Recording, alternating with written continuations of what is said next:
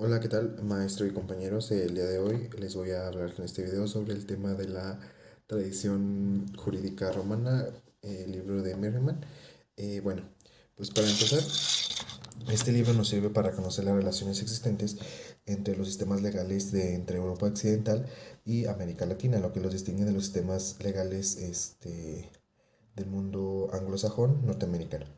Este libro ocupa la tradición legal para comparar para que compartan los sistemas, bueno, en realidad lo que trata el libro es de que el sistema, este, del derecho lo comparten tres sistemas, que es el alemán, el francés, y el francés, perdón, y esto se da en Europa y en América Latina. Realmente el libro habla sobre que la tradición legal se da en dos partes, una es el derecho civil y el derecho privado. De hecho, define el sistema legal como un conjunto operativo de instituciones, procedimientos y reglas legales, a, a- a diferencia de otros sistemas legales y de los estados y organizaciones. Los sistemas legales los clasifica con frecuencia en grupos o familias. El derecho común, en parte, los da como instituciones y procedimientos. Y como bien lo había dicho al principio, la tradición del derecho civil es una combinación de varias subtradiciones distintas, puesto que el derecho desde que se comenzó a inventar, se basó en las tradiciones y costumbres de la sociedad en ese entonces actual para tener un bienestar para toda la sociedad y para todas las personas y así evitar problemas. Esto lleva a analizar un poco de historia debido a la codificación que tuvo el derecho, puesto que abarca muchos puntos de vista, pero el más importante de todos es el de Justiniano. Este, Él cree conveniente eliminar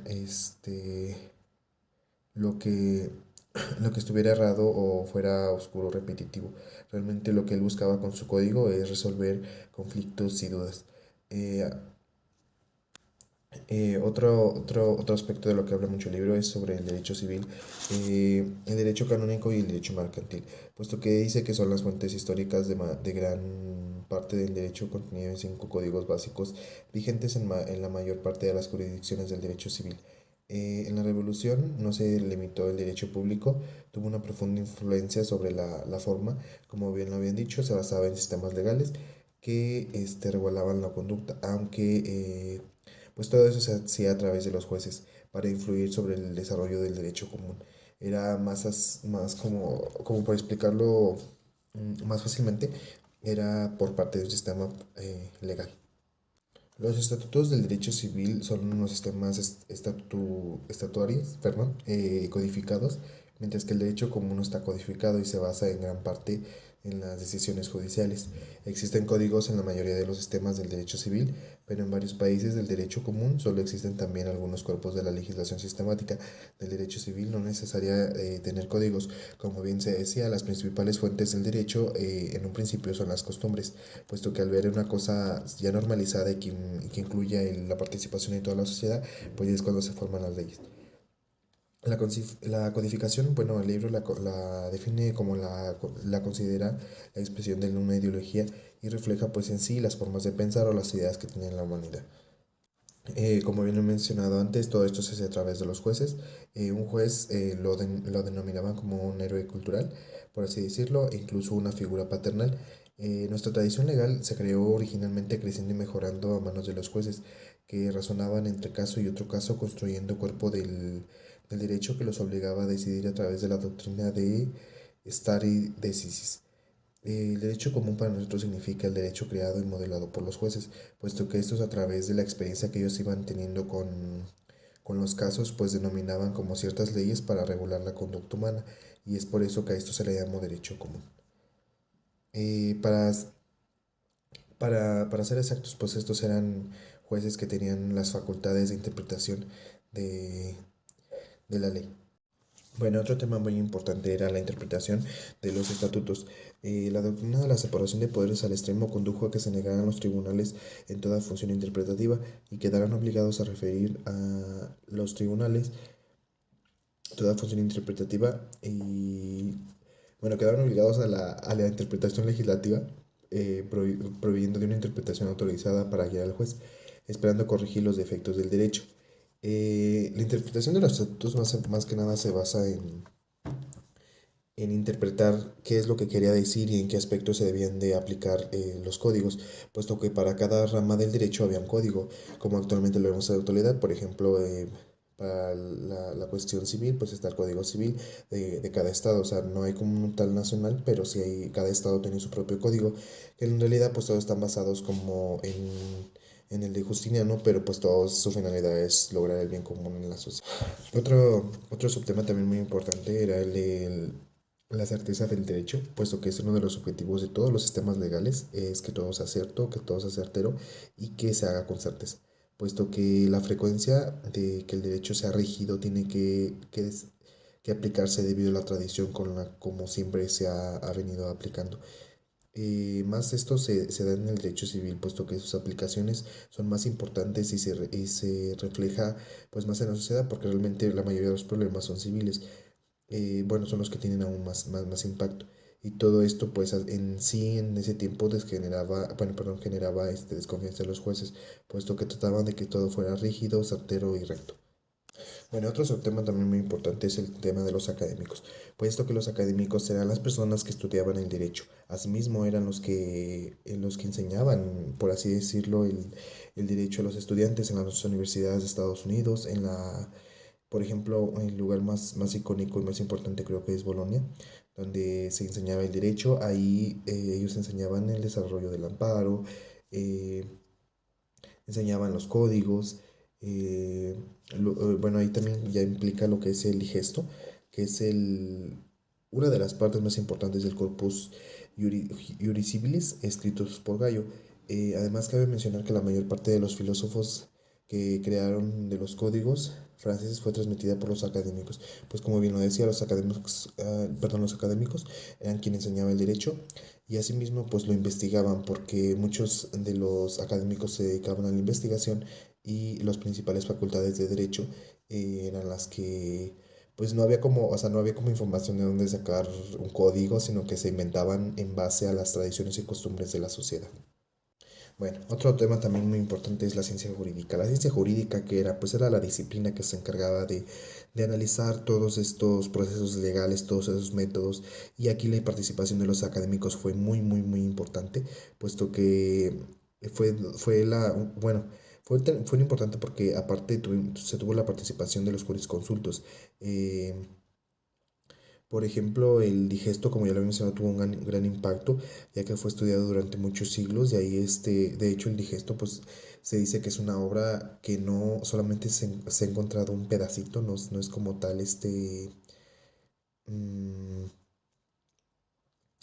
no se ha encontrado como tal todo el código completo, solamente es una parte y de ahí pues se ha basado las leyes pues se puede decir internacionales, porque al final de cuentas Justiniano en Roma fue quien empezó todo esto del derecho. La tradición del derecho civil, bueno, que esto es la parte general, se divide en el derecho civil y en el derecho público y en el derecho privado. Dentro del privado abarca el derecho civil y el derecho mercantil, puesto que se da como más de forma privada y no hay intereses del gobierno. En el derecho civil solo se contempla el derecho de las personas físicas y morales. Ambos derechos desde su creación han comenzado por las nociones preliminares sobre el orden legal en cuanto al derecho. De aquí la norma y no se observa como un consejo, sino como algo natural. Otro desarrollo fue el acto jurídico basado en el hecho legal, perdón. Pues como vemos actualmente todo acto jurídico está basado en un hecho legal y no puede ser acto jurídico si no se viola el derecho o si no se demuestra que no se está respetando el derecho de algún ciudadano. Y pues en esta parte lo vemos, en la parte general del libro. Y el otro tema es, bueno, una parte muy importante que de hecho se ve hoy en día es el proceso legal. En ese capítulo se menciona que Justiniano era el que realizaba el pensamiento básico para el sistema legal. ¿Qué era el sistema legal? Pues es lo que vemos hoy en día, es todo el proceso legal que se tiene cuando se viola un derecho, no se está respetando un derecho y que se casó las demandas o algo que no está correcto o más bien no está aceptado por la ley o incluso que la ley lo prohíbe. Su trabajo lo plasma en una obra y artículos llamados La Doctrina.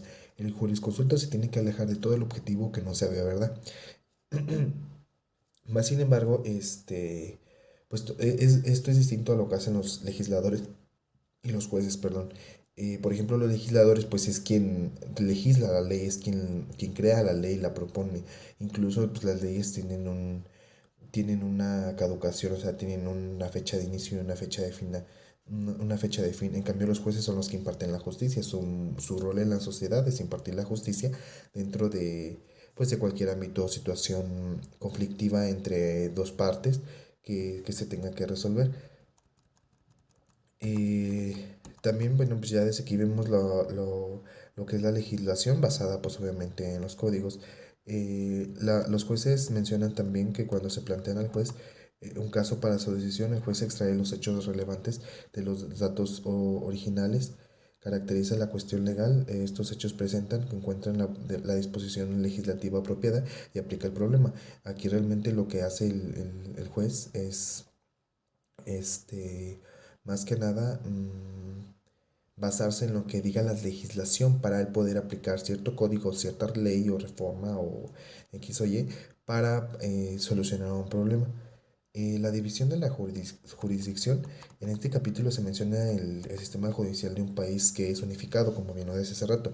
O sea, cada país tiene su sistema del derecho, pero asimismo cada estado tiene un sistema del derecho. No es el mismo en todos los estados por ejemplo, en el caso de México, por ejemplo, Guanajuato tiene su código civil y el de Querétaro tiene su propio código civil, pero todos se rigen bajo el gobierno nacional.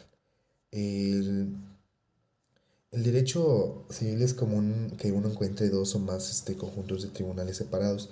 Cada uno de ellos se apropia de la jurisdicción, pero el que afecta o atiende a los casos de la vida cotidiana del diario es el tribunal llamado ordinario. Ahí se conocen y deciden el conflicto de los intereses civiles y penales. Toda esta base es un conjunto de combinaciones de varias jurisdicciones de diverso origen, antes llamado, bueno, se conocía como jus común. Bueno, también el libro decía, bueno, habla sobre la división del trabajo entre los abogados profesionales del mundo del derecho civil, presenta las características poco familiares en el área común. Un ejemplo muy particular sería el de los Estados Unidos, ya que aquí solo se suelen conseguir la profesión legal como una sola entidad, o sea, un abogado siempre es un abogado. Aquí la cuestión es que, por ejemplo, bueno, lo que a mí y se me hace muy icónico dice que en un principio, pues como tal, solamente se podría decir que como el derecho más importante era el civil y el penal. Más sin embargo, hoy vemos en la actualidad que hay más ramas del derecho que se van ajustando, como bien lo decía, en las tradiciones y costumbres de la sociedad. Vemos, por ejemplo, el derecho corporativo, el derecho basado es el derecho digital, lo de inglés jurídico. Todo esto es, por ejemplo, hace algunos años no se tenía. ¿Por qué? Porque la evolución de la sociedad y el derecho pues es cambiante, se tiene que ajustar a al contexto en el que se encuentre en la actualidad la sociedad.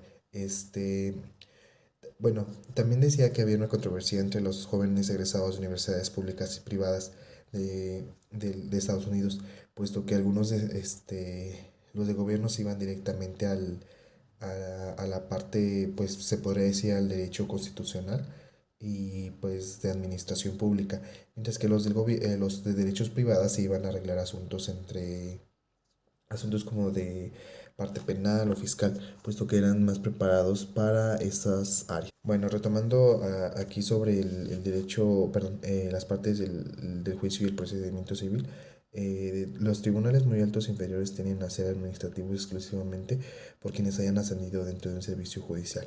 Eh, a- el, mm, eh, Como actualmente lo vemos también, eh, los tribunales y los procedimientos civiles, pues tienen que haber para primero dos partes. Una, saber presentar y plantear el problema, porque muchas veces, como aquí mismo lo vemos, no es tanto que no proceda a la demanda, sino que si el abogado no está bien preparado, si el abogado no sabe qué hacer, el abogado